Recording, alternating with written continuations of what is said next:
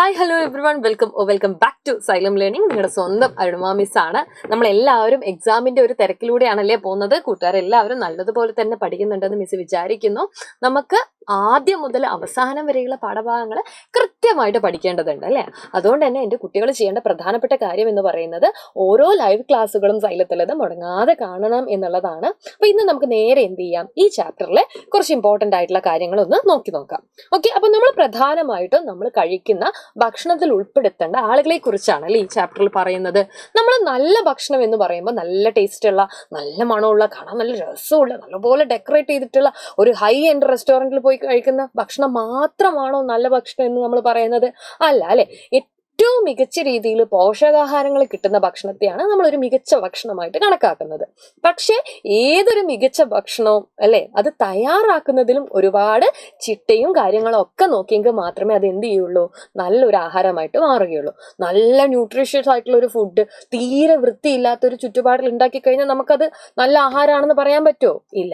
അപ്പോൾ ആഹാരം നമ്മൾ കഴിക്കുന്ന സമയത്ത് അല്ലെ, ആഹാരത്തിൽ അടങ്ങിയിരിക്കുന്ന ഘടകങ്ങളോടൊപ്പം തന്നെ അത് എവിടെ വെച്ച് പാചകം ചെയ്യുന്നു എന്നുള്ള കാര്യം കൂടെ നമ്മൾ എന്ത് ചെയ്യണം, അതിൽ നമ്മൾ ചെയ്യേണ്ട അല്ലെങ്കിൽ അതിൽ നമ്മൾ ശ്രദ്ധിക്കേണ്ട കാര്യങ്ങളൊക്കെ ഉൾപ്പെടുമ്പോഴാണ് നമ്മുടെ ആഹാരം മെച്ചപ്പെട്ടതാവുന്നതും അത് നമുക്ക് ആരോഗ്യം കൊണ്ടുതരുന്നതും. ഓക്കെ, അപ്പൊ നമ്മൾ കഴിക്കുന്ന ടൈപ്സ് ഓഫ് ഫുഡുകൾ നമ്മൾ കുറേ എണ്ണം ഉണ്ട് അല്ലെ. അപ്പൊ ഓരോ തരത്തിലുള്ള ഫുഡുകളും നമ്മളൊന്ന് ലിസ്റ്റ് ചെയ്ത് നോക്കിയിട്ടുണ്ടായിരുന്നു. ഈ ലിസ്റ്റ് ചെയ്ത ഫുഡുകളിൽ തന്നെ അല്ലെ പല ടൈപ്പ് ഓഫ് ഫുഡുകൾ ഉണ്ട് എന്നുള്ളത് നമുക്കറിയാം.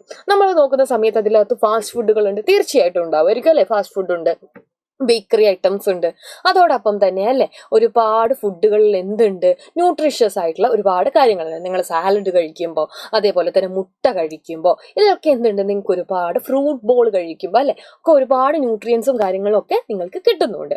അപ്പൊ നമ്മൾ കഴിക്കുന്ന ഭക്ഷണത്തിലെ പോഷകാഹാരങ്ങൾ നോക്കുന്ന സമയത്തോടൊപ്പം തന്നെ അല്ലെ നമ്മൾ കഴിക്കേണ്ട നട്ട്സ്, അതേപോലെ തന്നെ എന്താണ് പച്ചക്കറികൾ, ഇലക്കറികൾ, ഇതൊക്കെയാണ് യഥാർത്ഥത്തിൽ നമ്മുടെ ആരോഗ്യത്തിന് ഏറ്റവും കൂടുതൽ എന്ത് ചെയ്യുന്നത്, സ്വാധീനിക്കുന്നത്. അതോടൊപ്പം തന്നെ അല്ലെ ധാന്യങ്ങളുടെ കാര്യങ്ങൾ നമ്മൾ പഠിച്ചിട്ടുണ്ടായിരുന്നു.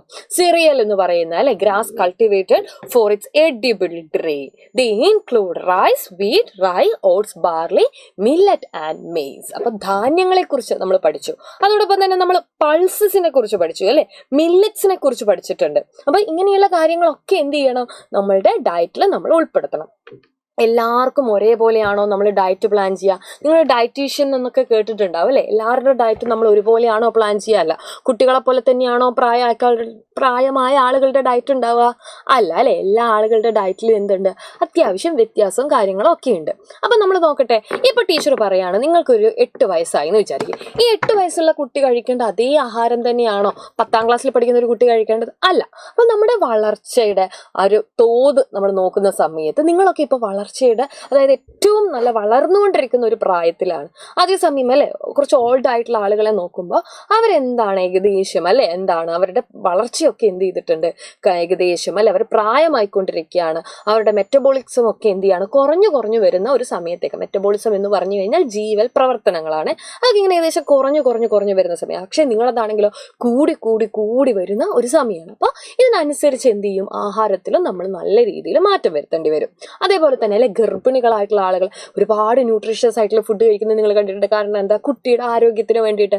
അപ്പൊ ഓരോ ആളുകളുടെയും ന്യൂട്രീഷൻ എന്ന് പറയുന്നത് വ്യത്യാസമാണ്. അത് അവരുടെ പ്രായത്തിന്, അതേപോലെ തന്നെ അല്ലെ അവരെന്ത് ജോലിയാണ് ചെയ്യുന്നത്, ഇതിനെയൊക്കെ എന്ത് ചെയ്യുന്നുണ്ട്, ഡിപ്പെൻഡ് ചെയ്യുന്നുണ്ട്. അപ്പൊ നമ്മൾ ന്യൂട്രീഷ്യസിനോടൊപ്പം തന്നെ അല്ലെ ന്യൂട്രീഷ്യസ് ആയ ഫുഡ് കഴിക്കുന്നതിനോടൊപ്പം തന്നെ വെള്ളം കുടിക്കുന്നതും ഇമ്പോർട്ടൻ്റ് ആയിട്ടുള്ള ഒരു കാര്യമാണ്. നമ്മളെല്ലാവരും അല്ലെ വെള്ളം കുടിക്കുന്നത് ഇമ്പോർട്ടൻ്റ് ആയിട്ടുള്ള ഒരു കാര്യമായിട്ട് കണക്കാക്കേണ്ടതുണ്ട്. അപ്പൊ നമ്മൾ കഴിക്കുന്ന ഫുഡിൽ വെള്ളം കൃത്യമായിട്ട് കുടിക്കുന്നുണ്ടോ എന്നുള്ള കാര്യം കൂടെ എന്ത് ചെയ്യുക, ഭക്ഷണം കഴിക്കുന്നതോടൊപ്പം തന്നെ വെള്ളം കൂടി കുടിക്കുന്നുണ്ട് എന്നുള്ള കാര്യം നിങ്ങൾ എന്ത് ചെയ്യണം, നല്ല രീതിയിൽ ഉറപ്പാക്കണം. ടീച്ചർ പറഞ്ഞ കാര്യങ്ങൾ മനസ്സിലായോ? നമ്മൾ ക്വിക്കായിട്ട് ഇതൊന്ന് ഓർമ്മിപ്പിച്ചു എന്ന് മാത്രം അല്ലെ. എക്സാം പോയിന്റ് ഓഫ് വ്യൂവിൽ നിങ്ങളോട് ചോദിക്കാൻ സാധ്യതയുള്ള ഒരു ചോദ്യമാണ് ഞാനിവിടെ കൊടുത്തിട്ടുള്ളത്. എല്ലാവരും ഇത് കൃത്യമായിട്ട് തന്നെ എന്ത് ചെയ്യും, യോജിപ്പിക്കുമെന്ന് മിസ് വിചാരിക്കുന്നു. ധാന്യങ്ങൾ, കിഴങ്ങുവർഗ്ഗങ്ങൾ അല്ലെ, പഴങ്ങൾ, പച്ചക്കറികളൊക്കെ നിങ്ങളുടെ അടുത്ത് ചോദിച്ചിട്ടുണ്ട്. ഇത് എന്ത് ചെയ്യാണ്, ഇത് തരുന്ന അല്ലെ, ഇതൊക്കെ കഴിക്കുന്നതുകൊണ്ട് നമുക്ക് എന്ത് ഗുണമാണ് കിട്ടുന്നതെന്നാണ് ഈ ചോദ്യത്തിലുള്ളത്. ഇതൊന്ന് എന്ത് ചെയ്യുക, എല്ലാവരും കൃത്യമായിട്ട് പൂരിപ്പിക്കുക.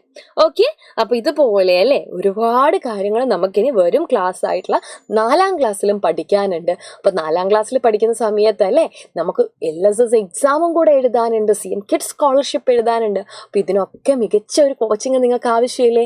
അപ്പൊ അതിന് വേണ്ടിയിട്ടാണ് സൈലത്തിലെ പ്രാണ ബാച്ച് എന്ന് പറയുന്നത്. നമ്മുടെ പ്രാണ ബാച്ചിലേക്കുള്ള അഡ്മിഷൻ ഓൾറെഡി സ്റ്റാർട്ട് ചെയ്ത് കഴിഞ്ഞിട്ടുണ്ട് കേട്ടോ. അപ്പൊ നിങ്ങൾ എന്ത് ചെയ്യുക, മറക്കാതെ ജോയിൻ ചെയ്യുക. എല്ലാ അഡ്മിഷൻ റിലേറ്റഡ് കാര്യങ്ങൾക്ക് വേണ്ടിയിട്ട് നിങ്ങൾ താഴെ കാണുന്ന നമ്പറിൽ കോൺടാക്ട് ചെയ്താൽ മതി. സൈലത്തിൽ ഇപ്പോൾ ഒരു എഡ്യു ഫെസ്റ്റ് നടക്കുന്നുണ്ട്. അപ്പൊ ഈ എഡ്യു ഫെസ്റ്റിന്റെ ഭാഗമായിട്ട് നിങ്ങൾക്ക് എല്ലാവർക്കും 10% ഡിസ്കൗണ്ട് കൂടെ കോഴ്സിനുണ്ട്. അപ്പൊ ഇതിനെക്കുറിച്ചൊക്കെ കൂടുതൽ കാര്യങ്ങൾ അറിയാൻ വേണ്ടിയിട്ട് നിങ്ങൾ ആകെ ചെയ്യേണ്ടത് താഴെ കാണുന്ന ഇപ്പൊ ഒരു നമ്പർ പോകുന്നില്ലേ, ആ നമ്പറിൽ ഒന്ന് കോൺടാക്ട് ചെയ്യുക എന്നുള്ളത് മാത്രമാണ്. അപ്പൊ അടിപൊളിയായിട്ട് സൈലത്തിനോടൊപ്പം പഠിക്കാൻ ഞങ്ങൾ എല്ലാവരും നിങ്ങളെ കാത്ത് അടുത്ത വർഷമുണ്ട്. അപ്പൊ എന്ത് ചെയ്യുക, അടിപൊളിയായിട്ട് നമുക്ക് എന്ത് ചെയ്യാം, പഠിക്കാം. ഓൾ ദ വെരി ബെസ്റ്റ് മക്കളെ. എല്ലാവരും ലൈവ് ഒക്കെ കാണാം കേട്ടോ. Bye bye.